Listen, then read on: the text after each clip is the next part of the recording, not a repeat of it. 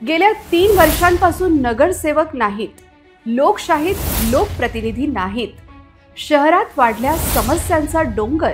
बचपना से बुढ़ापा आ गया, लेकिन नायगाव की स्थिति जैसी है वैसी ही है। एक्झॅक्ट बिलकुल तुम्ही माझ्या अगदी सोबतच आहे आणि बघा खाली बघू शकतात, माझा कॅमेरा पर्सन तुम्हाला दाखवू शकतात। अण्णाभाऊ साठे चौक, डाबकी रोड इथला एकंदरीत सुरुवातच बघा अशी झालेली आहे। आपण शिरोड्याच्या मध्य भागात आहोत, भारतनगर इथे आपण आलेलो आहोत। सगळ्यात मोठा अकोल्यात जर मुद्दा येत असेल तो म्हणजे कचऱ्याचा। माझे दर्शक, आता याच्यावर तुम्हीच विचार करा की कितपत हे योग्य आहे आणि कितपत नाही आहे। तेव्हा पहा, अकोलेकरांच्या खऱ्या समस्या RRC न्यूज आणत आहे महापालिका फोकस।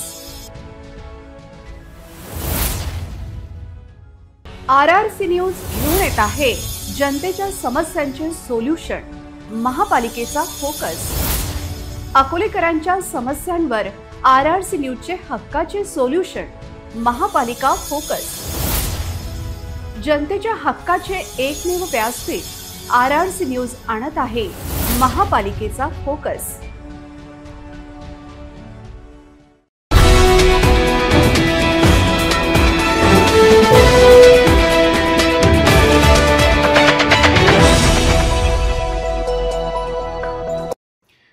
नमस्कार, RRC नेटवर्कच्या लेटेस्ट बातमीपत्रात आपले स्वागत।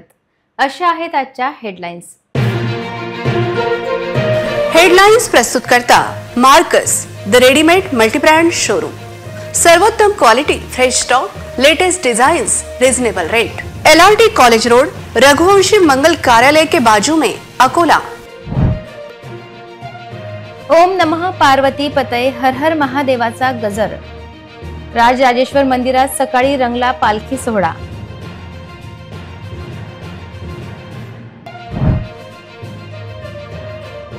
महाशिवरात्री निमित्त भाविकांची मंदिरात गर्दी, जुने शहराला आले जत्रेचे स्वरूप।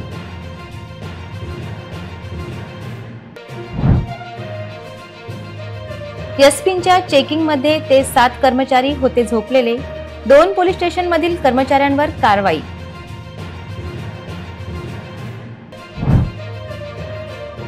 चार दुकाने फोडणाऱ्या चोरट्याचे धाडस, सीसीटीव्हीत कैद। सुदैवाने चोरट्यांच्या हातात लागले नाही मोठी रक्कम। महापालिका कर वसुली यंदाही पिछाडीवर जाणार का? दररोज 4 कोटी वसूल करण्याची क्षमता नसल्याची ओरड। आता सविस्तर बातम्या। महाशिवरात्रीला भोलेनाथाचे दर्शन घेण्यासाठी भाविकांची मोठी गर्दी होती। ठिकठिकाणी फराळ वाटप, विविध धार्मिक कार्यक्रम उत्साहात पार पडले। सकाळी ग्रामदैवत श्री राजराजेश्वर मंदिरात पालखी सोहळा झाला। शहराचे आराध्य दैवत श्री राजराजेश्वराची पालखी सकाळी मंदिरातून निघाली।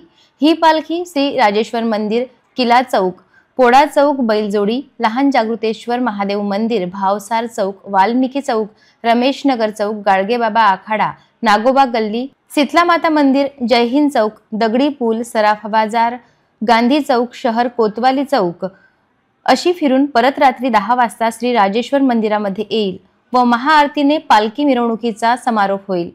सकाळी पालखीच्या वेळी श्री राजराजेश्वर मंदिर विश्वस्तांसह पोलीस अधीक्षक बच्चन सिंग, उपविभागीय पोलीस अधिकारी सतीश कुलकर्णी यांनी सकाळीच श्री राजराजेश्वराच्या पालखीचे दर्शन घेतले। त्यानंतर मंदिरात पालखी काढण्यात आली।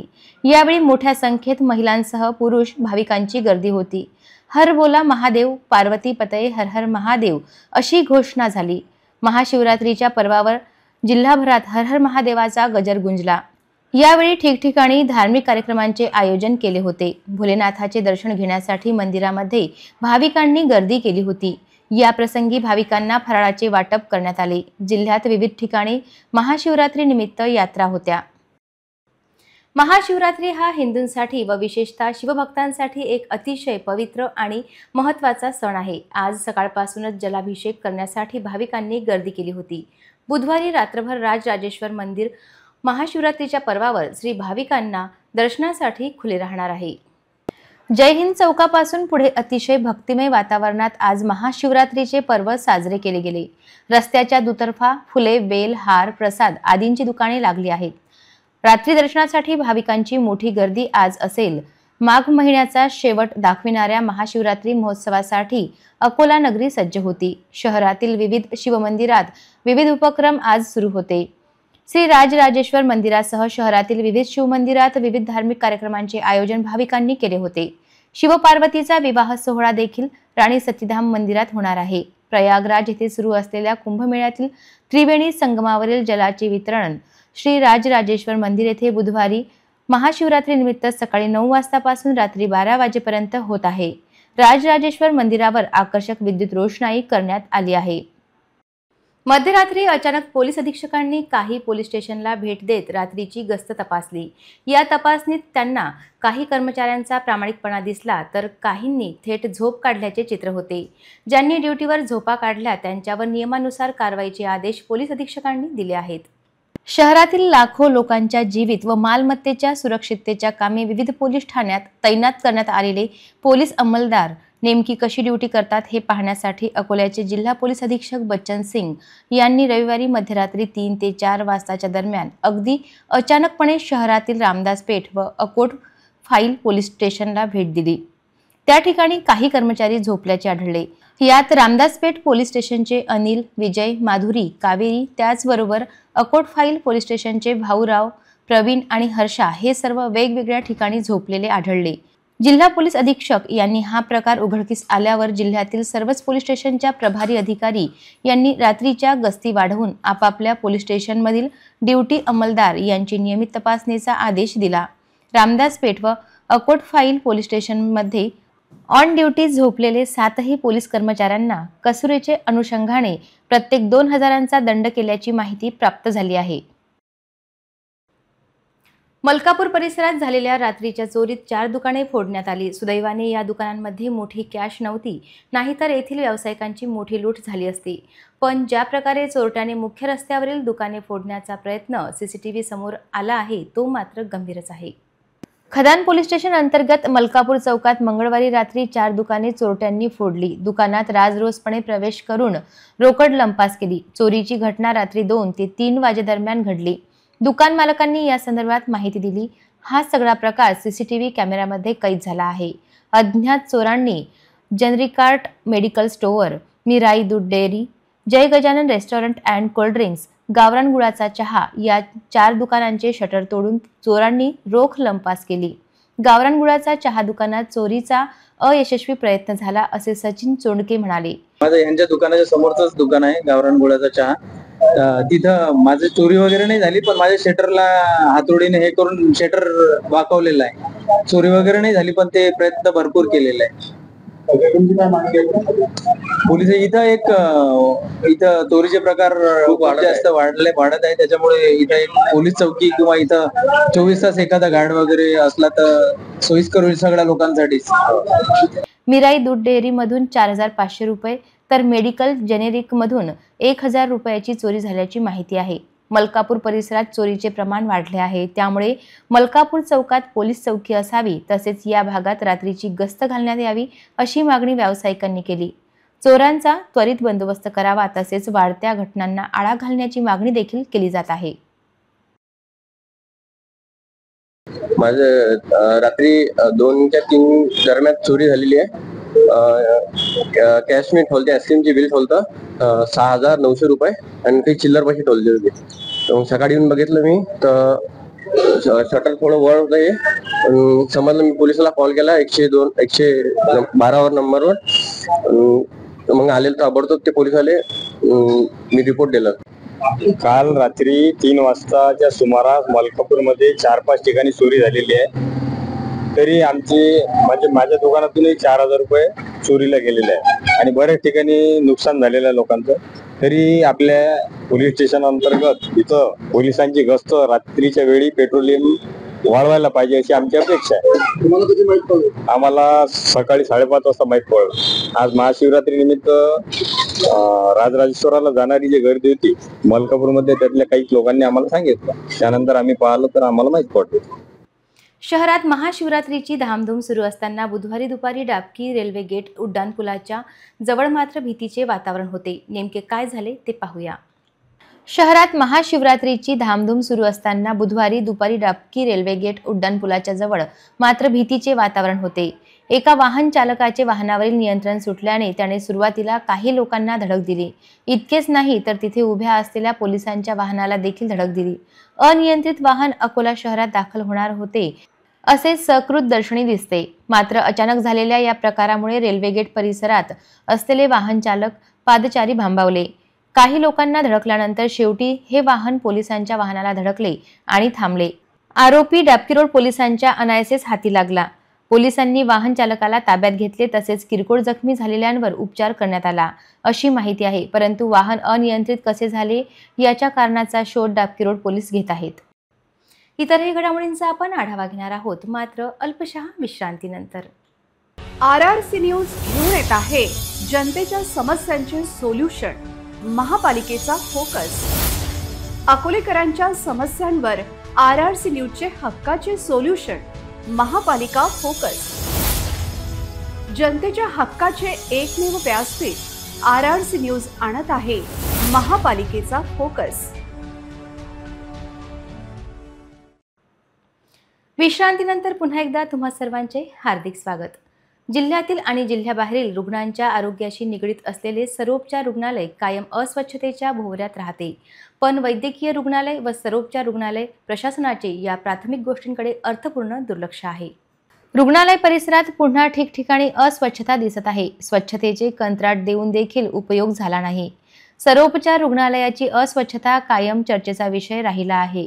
रुग्णांच्या आरोग्याचा विचार करता परिसर तसेच वार्डात स्वच्छतेचा अभाव दिसतो. शासकीय वैद्यकीय महाविद्यालय आणि जिल्हा सर्वोपचार रुग्णालयाची स्वच्छता राहावी या उद्देशाने प्रशासनाने व्यवस्था केली आहे. मध्यंतरी अधिष्ठाता डॉक्टर मीनाक्षी गजभिये यांचे लक्ष स्वच्छतेकडे वेधण्यात आले होते. किती कामगार दररोज उपस्थित राहतात याचा आढावा घेण्यात आला होता, परंतु अधिष्ठाता व्यवस्थित उत्तरे देऊ शकल्या नाहीत. रुग्णांच्या आरोग्याशी चाललेला खेळ तातडीने थांबावा अशी मागणी केली जात आहे. महापालिका हद्दीतील मुस्लिम बहुल वस्तीत रमजान महिन्यापूर्वी विशेष स्वच्छता मोहीम राबविण्याची गरज आहे. या विशेष स्वच्छता मोहिमेकडे आमदार साजिद खान पठाण हे लक्ष देतील काय, असा प्रश्न विचारला जात आहे. पवित्र रमजान महिन्याच्या आगमनापूर्वी मुस्लिम बहुल भागांमध्ये नियमित पाणी पुरवठा आणि स्वच्छता मोहीम राबविण्याची मागणी पुढे येत आहे. नवे आमदार साजिद खान पठाण याकडे लक्ष देतील का, असा प्रश्न उपस्थित केला जात आहे. अकोला पश्चिमचे आमदार साजिद खान पठाण यांना मुस्लिम बहुल भागातून जास्त मते मिळाली आहेत. तसे त्यांना सर्व समाजांनी मते दिली आहेत, परंतु मुस्लिम समाजाने त्यांना आपले प्रतिनिधी बनवले आहे. हे लक्षात घेता निवडणुकीनंतर आलेल्या पहिल्या रमजान महिन्यात आमदार साजिद खान पठाण मुस्लिम बहुल भागातील स्वच्छतेकडे लक्ष देतील का, असा प्रश्न उपस्थित केला जात आहे. आगामी 2 मार्च पासून रमजान महिना सुरू होत आहे, जो मुस्लिम समाजात अत्यंत पवित्र मानला जातो. परंतु शहरातील मुस्लिम बहुल भागांमध्ये स्वच्छता आणि पाणी पुरवठ्याची गंभीर समस्या आहे. नियमित साफसफाई न झाल्याने जागोजागी कचऱ्याचे ढीग साचले आहेत. अनियमित पाणी पुरवठ्यामुळे नागरिकांना खूप त्रास सहन करावा लागत आहे. रमजानपूर्वी संपूर्ण परिसरात स्वच्छता मोहीम राबविण्यात यावी. मुस्लिम बहुल भागांमध्ये नियमित पाणी पुरवठा सुनिश्चित करण्यात यावा. मुस्लिम बहुल भागांमध्ये पथदिवे लावण्याचे आदेश देण्यात यावेत, अशी मागणी सामान्य नागरिक करत आहेत. इतरही घडामोडींचा आपण आढावा घेणार आहोत, मात्र छोट्याशा विश्रांतीनंतर. ना दर महिन्यात रिचार्जची भानगड, ना डाटा पॅक संपण्याचं टेन्शन. आमच्या घरी आहे RRC ब्रॉडबँड कनेक्शन. तुम्ही घेतलाय काही वर्षाचा नवा प्लॅन?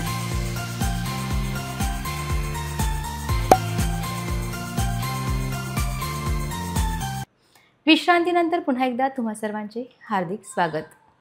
केंद्र व राज्य सरकारने ठरवून दिलेल्या नियमानुसार दुचाकीच्या नंबर प्लेट दिवसेंदिवस गायब झाल्या आहेत.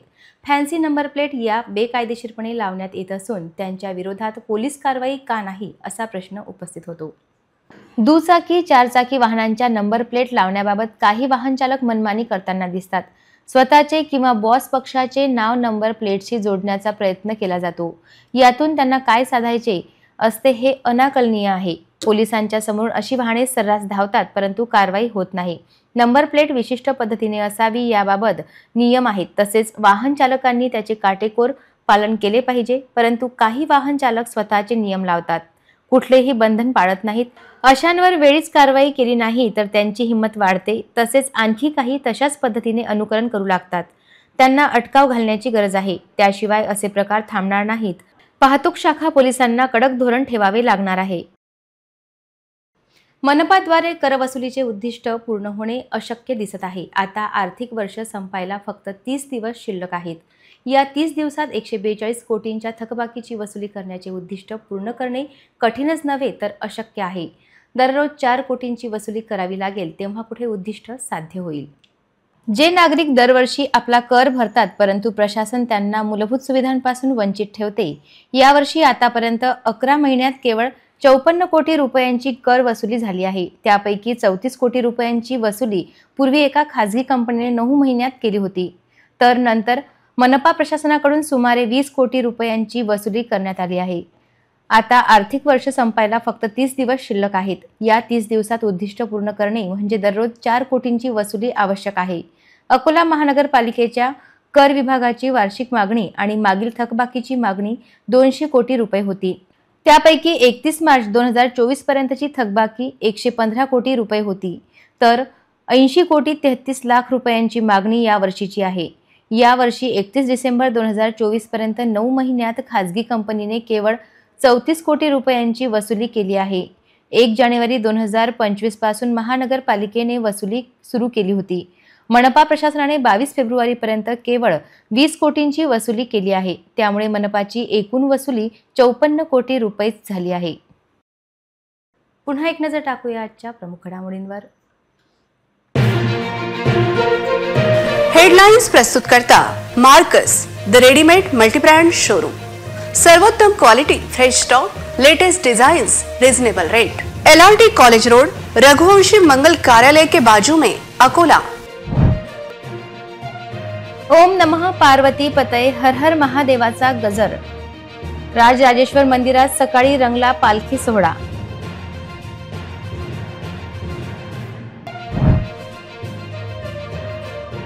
महाशिवरात्री निमित्त भाविकांची मंदिरात गर्दी. जुने शहराला आले जत्रेचे स्वरूप.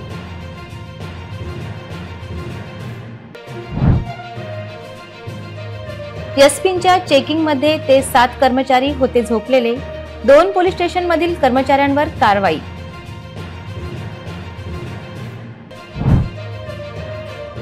चार दुकाने फोडणाऱ्या चोरट्याचे धाडस सीसीटीव्हीत कैद. सुदैवाने चोरट्यांच्या हातात लागले नाही मोठी रक्कम. महापालिका कर वसुली यंदाही पिछाडीवर जाणार का? दररोज 4 कोटी वसूल करण्याची क्षमता नसल्याची ओरड. बातम्यांसाठी तुम्ही पाहत रहा RRC न्यूज. 2.25 लाख दर्शकांनी RRC डिजिटल अकोला हे यूट्यूब चॅनल सबस्क्राईब केले आहे. तेव्हा तुम्ही कसली वाट पाहत आहात? तुम्ही पण सबस्क्राईब करा आणि बेल आयकॉन क्लिक करत RRCच्या बातम्या निरंतर पहा. पुन्हा भेटूयात लेटेस्ट बातम्यांसह नव्या बातमीपत्रात. तोवर नमस्कार.